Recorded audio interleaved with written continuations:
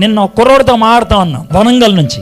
అతనితో అన్నాను, నువ్వు మారు మనసు పొందావా అన్నా. పొందానన్నాడు. మారు మనసు పొందటం అంటే ఏంటన్నాడు. యేసు ప్రభు నా పాపాలు క్షమించాడు కదా అన్నాడు.